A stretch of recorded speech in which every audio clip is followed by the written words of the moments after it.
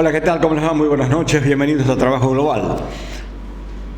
Ocurrió hace unas semanas, en Bruselas, Bélgica, tratado con el Mercosur de la Unión Europea, y salieron a la calle los agricultores, tiraron papas contra ese Congreso de Bruselas, y defendiendo su producción,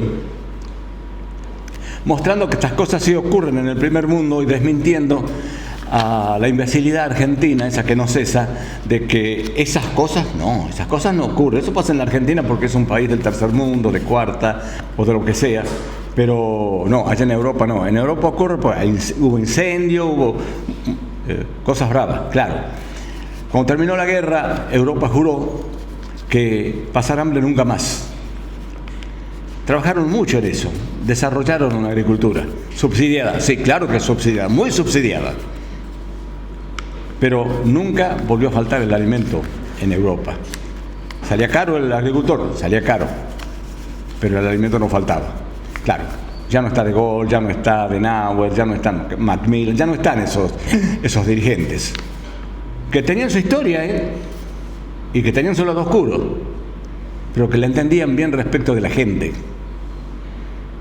Bueno, estos no. Estos tienen el signo peso porque están dominados por el sistema financiero que maneja el mundo. Y bueno, a Menem se lo vendieron. No, mañana, pasado. Ya le quitamos el subsidio, ya le quitamos, porque Estados Unidos nunca quita el subsidio a sus agricultores, ¿no? Hay una que contaba Eduardo Galeano. 70 balseros haitianos murieron tratando de llegar a las costas de Estados Unidos. Eran trabajadores de las plantaciones de arroz que el Fondo Monetario exigió que en Haití se las suprimiera. Y ellos fueron la única que les quedaba, ir a ver si sobrevivían en Estados Unidos. No lograron llegar. Pero el día que eso se producía, Estados Unidos anunciaba más protecciones a su arroz. Pero para los haitianos no. Bueno, los productores europeos, los agricultores, entienden que el tratado con el Mercosur los perjudica. Lo raro es que desde acá también creemos que nos perjudica. Y dicen, no, eso no. Y armaron lo que armaron. Están las imágenes, véanlas bien, Son bravas, Prendiendo un fuego a lo que encontraron, lograron a papazos, todo. Bueno, esa es una. La segunda tiene que ver con el entrevistado que ya está en el piso. Hay una fuerza política. Viene desde el fondo de la historia del país. Nació entre caudillos, mazorqueros. Y con el tiempo llegó a ser una especie de símbolo moral de los argentinos, una especie de reserva moral del país, de los dirigentes. También tenían los suyos, ¿no? Pero sobrevivieron a eso y lograron imponerlo. Con personas como Irigoyen, de una moral krausista tremenda, Alem, que se rompa pero que no se doble, que Irigoyen, que se pierdan 1000 gobiernos pero que no se sacrifique un principio, y así por el estilo. O un Humberto Ilía que le dijo no a un Rockefeller, no, ese banco que usted quiere poner aquí en esas condiciones que quiere en la República Argentina, no. Después Alfonsín.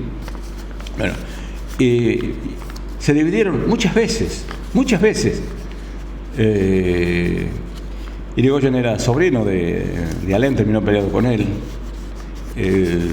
La Unión Cívica Radical, Intransigente, personalista, antipersonalistas, radicales galeristas. Sí, se dividieron muchas veces porque la pelea adentro era muy fuerte. Claro, había, como les digo, los que venían del viejo federalismo y los otros que eran los radicales galeristas, los doctores, todo formaban el radicalismo. Hoy el radicalismo poco aparece. Lo grave, para mí, es que le hace falta al país. Radicales, la República Argentina los necesita, pero no con peluca, con sentir nacional. Sí, YPF es hija de ustedes. Si esa reforma laboral que ustedes van a votar en contra de los trabajadores, esos derechos están en la Constitución y los hizo poner el radicalismo, ese 14 bis. ¿Qué pasa? la reforma. El país los necesita. No sé a quién hay que hacer el lavado de cabeza, o si ya no se les puede lavar la cabeza, ¿dónde están los otros que pueden reemplazarlos con esa moral que tanto le hace falta al país? Pero como les dije,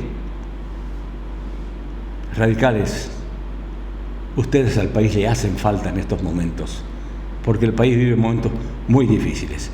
Cuando volvamos, de esto vamos a hablar con el legislador mandato cumplido, Jorge Mendía. Sindicato Único de Trabajadores y Empleados Municipales, SUTEM, Tucumán Capital, avalado mediante resolución 2816/12 por el Ministerio de Empleo y Seguridad Social, adherido a la Federación de Sindicatos Municipales y Comunas Rurales de Tucumán, en defensa de los derechos e intereses de los trabajadores municipales, con una amplia gama de beneficios para nuestros afiliados, con sede social en Miguelillo 416-418, teléfono 240-824 y 3813-921-764. SUTEM, Sindicato Único de Trabajadores y Empleados Municipales. Marcelo Villagra, secretario general. Mate a construir otro sindicalismo. Sindicato de Trabajadores de Aguas Gaseosas. Junto a la familia, junto al trabajador, junto a Tucumán. Roberto Carabajal, secretario general.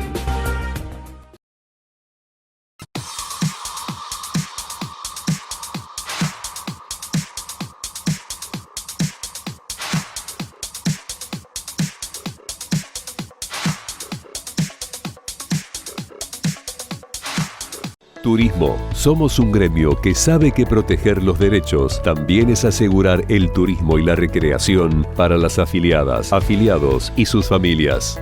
Invertimos en infraestructura, más centros recreativos para todo el país, para toda la familia. Más turismo, más UTEDIC. UTEDIC, compromiso con los trabajadores. Bonjour Conducción.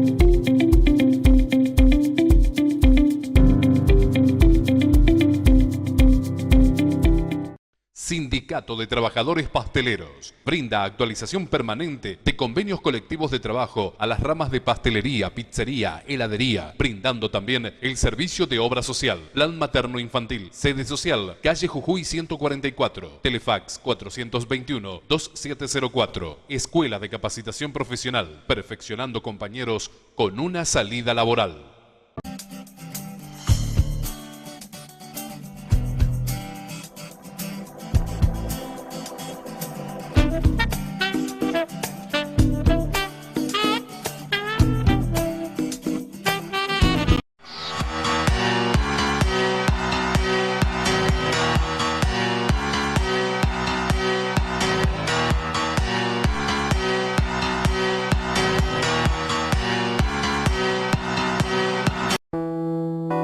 SITPOS, Sindicato Tucumán del Personal de Obras Sanitarias. MUPOS, Mutual del Personal de Obras Sanitarias.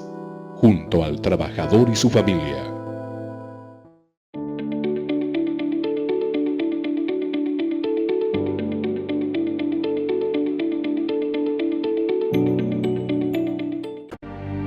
La lucha por recuperar el porcentaje es como nuestro trabajo. No tiene feriados ni descansos. Sibendia, un gremio en lucha por su dignidad y sus derechos.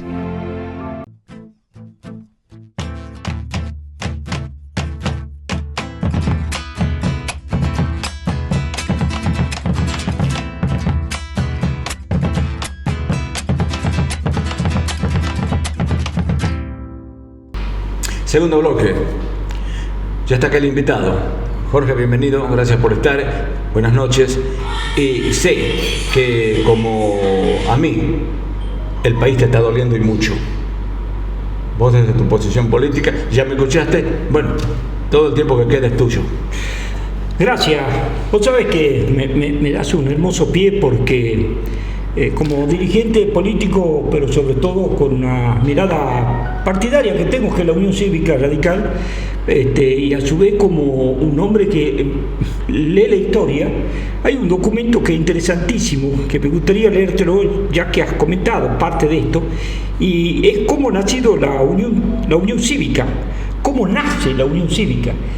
Y esto se escribió, lo que yo te voy a leer ahora, en el año 1890, octubre de 1890. Si vos crees que lo que yo voy a leer ahora es la realidad del hoy, te estás equivocando, porque ya te di que la fecha es 1890. Ahora veamos. Totalmente válido para el día de hoy. Y dice, la Unión Cívica, ¿qué es? Y dice, es un movimiento de indignación, un grito de dolor, de rabia, de asco y de vergüenza. Maldición que un pueblo entero arrojó a la faz de un mandatario infiel y cuyo eco, resonando de generación en generación hasta la más lejana, repetirá maldito seas. Ella recuerda la terminación de una época de oprobio, de un régimen de vergüenza, porque estuvo a punto de convertir en pueblo de mercaderes un pueblo viril y generoso. Es una época de dolor y de vergüenza, porque se iba perdiendo en ella el sentimiento patrio, el decoro personal, hasta la idea de la personalidad humana, en cuanto piensa y se decide, sacrificada a un hombre. Buenos Aires, octubre de 1890, dicho y introducido por el doctor Francisco Ramos Mejía. Así nace la Unión Cívica Radical. No está hecho con inteligencia artificial. No, en absoluto, era pensamiento. ¿Y qué es lo que se estaban oponiendo? Al gobierno de Juárez Sedma, claro, al gobierno de la manteca al techo, el que después ahorró sobre la sangre y la sed de los argentinos. Correcto. Entonces, pero es un gobierno que era un gobierno conservador, el mismo que tenemos ahora. ¿Y qué salían a defender ellos? ¿Y qué decían? Había una expresión que lo decía Irigoyen: hay que terminar con la casta de mercaderes. Este presidente que preside a una parte de los argentinos, este presidente leyó Irigoyen. Y él está en contra de la filosofía de la política kraussiana, que no es y no significa que está en contra de Irigoyen o el radicalismo. Está en contra de lo que es el bienestar común. No les interesa el bienestar común, no les interesa el pueblo. Por eso vas a empezar a encontrar en esta filosofía kraussiana, vas a empezar a encontrar que no entra ahora y que no entra ese pensamiento, porque los dineros, en vez de venir al bien común, tienen que venir para otros sectores, por otras cuestiones puntuales que lo dijiste recién, que son las finanzas, las políticas de finanzas. El fortalecimiento ahí. Por eso no va a haber plata de educación pública, a lo que es la salud pública, a lo que son los jubilados y otros tantos. Pero son filosofía de vida. Digo esto porque en algún momento alguien dice: sí, pero el radicalismo y el peronismo son partidos que están vencidos, que ya pasaron de moda. Y yo les quiero decir, tienen un gran error, porque el radicalismo, el peronismo, el socialismo y como el comunismo no son partidos que tienen un pensamiento, digamos, que tienen un pensamiento que van por lo que ellos quieren, es por filosofía de vida. Y cuando hablamos de Hegel y cuando hablamos y tomamos estas partes de cada uno de ellos, cada uno tiene un pensamiento porque manifestó lo que las sociedades son y lo que los hombres son. Y los hombres hoy, ayer y hace muchos años tenemos y seguimos siendo la misma cuestión, que vivimos en sociedad, que tenemos necesidades, que vivimos en familia, que festejamos ahora, que estamos festejando estas Navidades y estos Años Nuevos, lo seguimos haciendo y nos seguimos reuniendo de la misma forma. Podemos tener más tecnología o menos tecnología, pero los sentimientos humanos siguen siendo los mismos. Son los mismos que nos llevan a un pueblo. Vivimos en comunidad. Capaz que antes, hace muchos años, vivíamos en cuevas, pero en comunidad. Eso alguien nos dirigía y nos debe dirigir, que la política. Pero acá nadie discute de política, y cuando empezamos a decir nadie discute de política, ahí vienen aplazos para nuestro partido, porque nuestro partido también se puso a hacer algunas cosas. Entre ellos se puso a hacer antiperonismo en vez de proponer políticas de educación pública.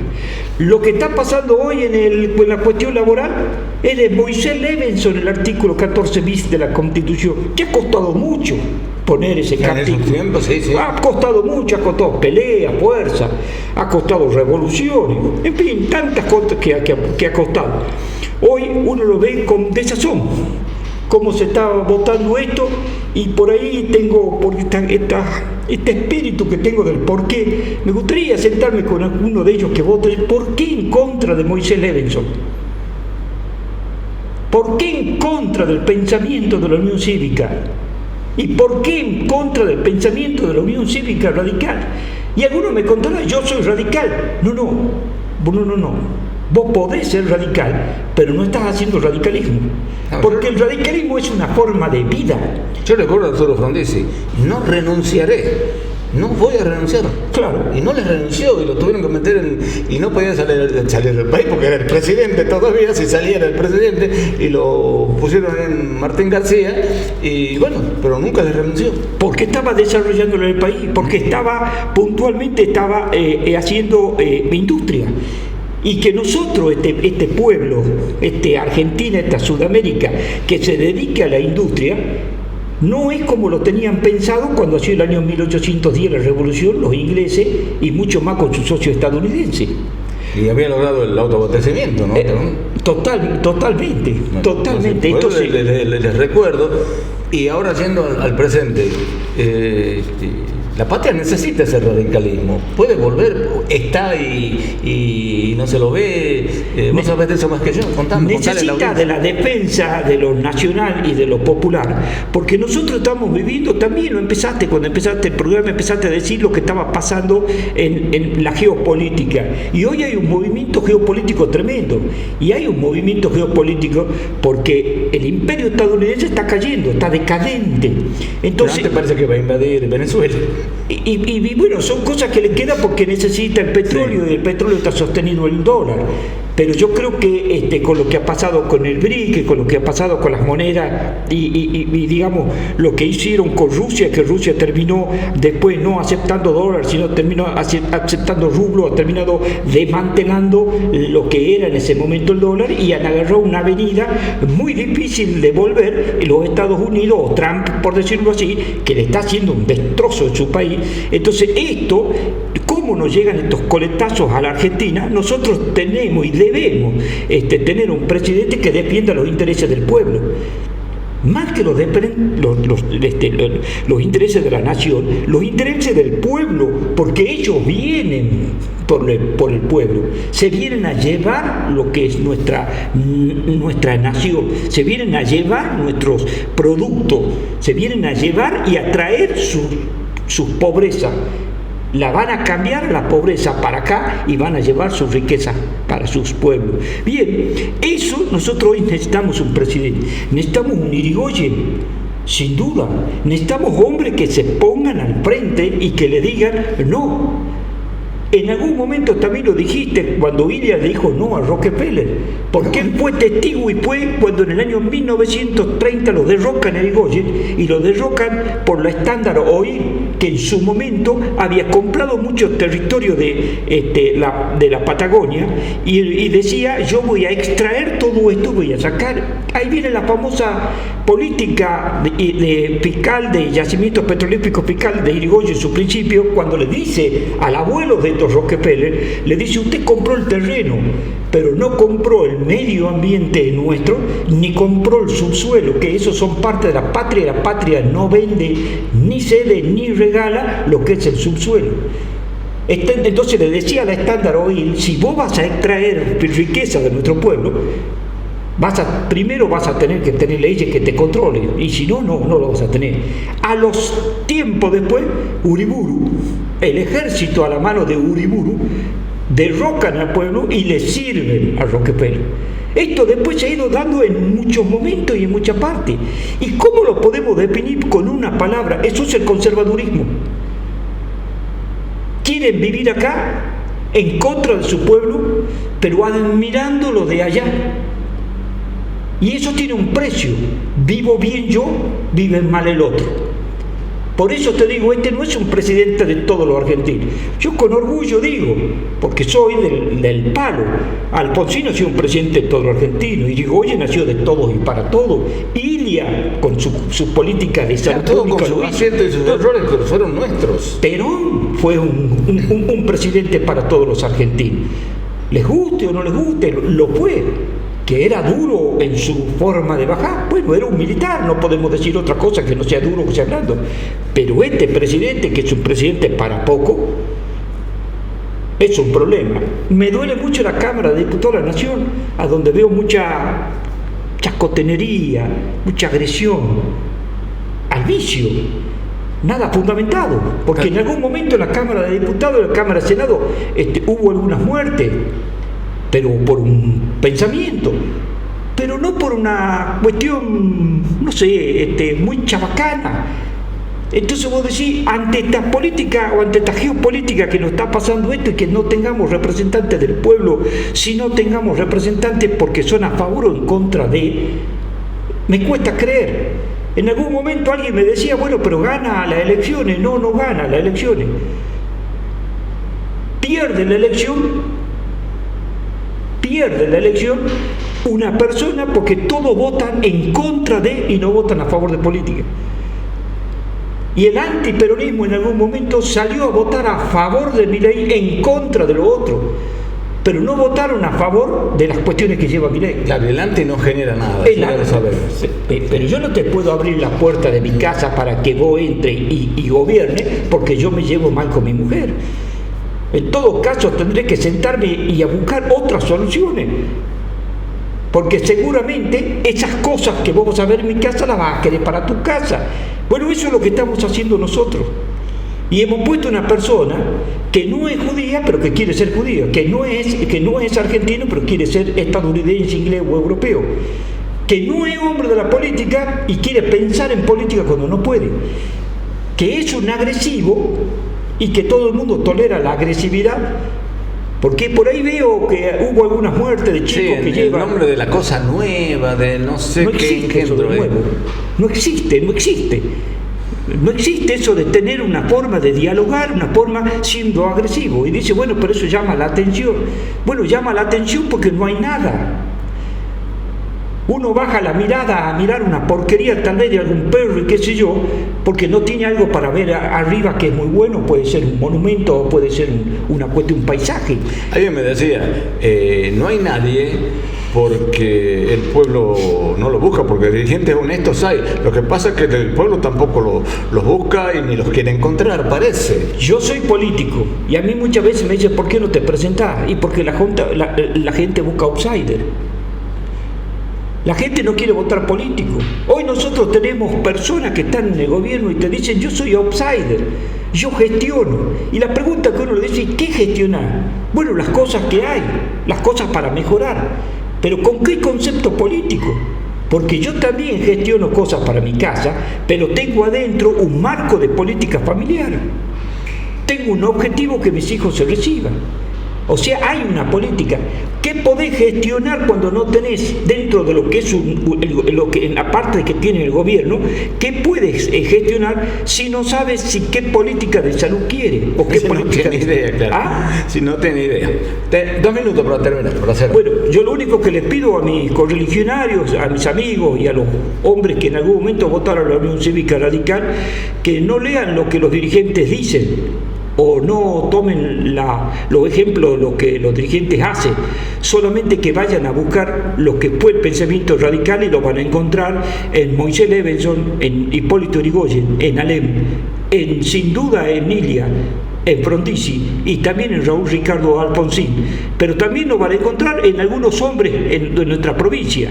Tucumán, por ejemplo, lo tenemos a Celestino Gelsi, que con el fruto del juego, solamente del juego, en 3 años hizo un Tucumán muy grande. Pero a pesar de ello, algo está pasando, y hoy señalamos y empezamos a decir algunas cosas, pero los frutos de ese juego, ya no están con nosotros. Oscar Allende, que todavía hoy Oscar Allende dice, nadie superó su gobernación. En Buenos Aires. En Buenos Aires. En la provincia de Buenos Aires. Es tremendo. Bueno, entonces, si nosotros nos ponemos a leer con cualquiera de ellos cuál es su pensamiento y cuál ha sido su lucha, nosotros vamos a decir, esto quiero seguramente. Pero ¿quién nos representa? Bueno, busca un político, busca un hombre que sea de la política, porque si buscas un outsider seguramente estás pensando solamente en sus empresas o en sus negocios. Así que en este nuevo año que se comienza y que estamos transitando, ¿qué quiero decirle?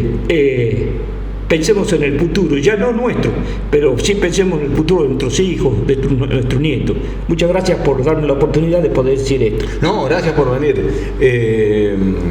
Esperemos que este año 2026 comience a revertirse esta locura que estamos viviendo los argentinos. Mientras los partidos empiecen a hacer propuestas, capaz que la gente vea. Ahora, si los partidos están cerrados o los partidos están alquilándose para eventos menores, bueno, eso tenemos un problema. A ustedes gracias, nos vemos el jueves, chao.